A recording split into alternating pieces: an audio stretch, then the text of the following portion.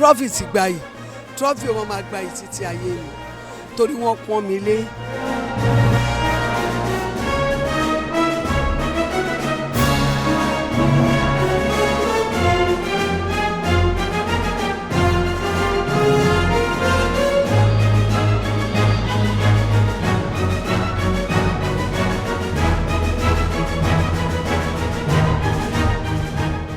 ẹ wá sọ fún àwọn bàbá yín pé Honorable Ìdòwú wàá gba ìmọ̀.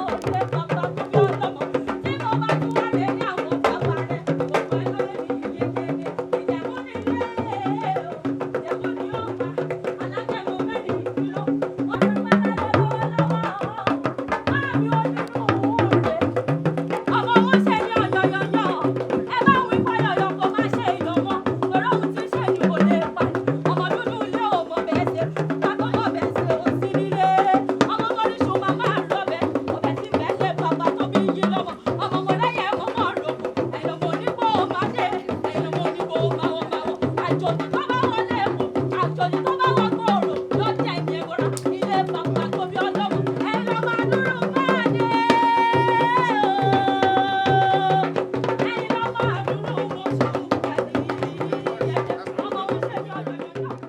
orúkọ mi ni Olúòkun Ọláni Ọláwálé. I'm the chairman Ìṣàgá Community Development Association. Inú mi dùn nígbà tí mo gbọ́ pé àwọn trophy wọ́n fẹ́ wá pọ́n Màmá lé, Mama Rainbow. As we know, Mama Rainbow is a veteran actress. She has paid her dues in the industry. She's one of the foremost Nigerian actresses. And adúgbò pẹ́ fọlọ́run pé Ọlọ́run lọ́rẹ̀ mi wọn di wákàtí ọ̀wọ̀ yìí. Màmá jẹ́ èèyàn pàtàkì láwùjọ mi tí gbogbo tọmọdé tàgbà tìlú dẹ̀ nífẹ̀ẹ́ wọn. As a chairman of the CDA mi ò lè gbọ́ pé wọ́n pọ́n ìyá mi lé kí n má lè débẹ̀. Bí màmá ò tiẹ̀ sọ mi bá gbọ́ màá débẹ̀. Trophy ìtẹ̀sílẹ̀ ní nǹkan ọ̀dùnnú ni. That you are honoring Mama while she's alive, not when she's dead. They say giving her roses when I'm alive. You are giving her roses while she's alive. I pray for the success of Trophy. May the company go from strength to strength.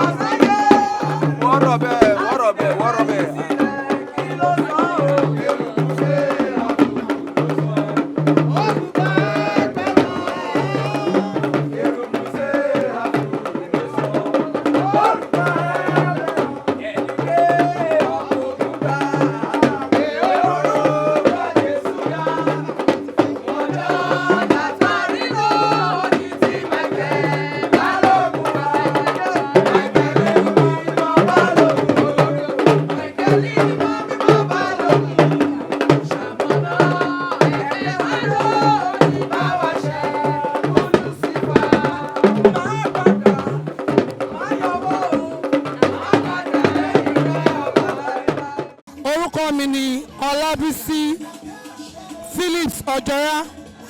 Mo jẹ́ àbígbẹ̀yìn Mama Rainbow.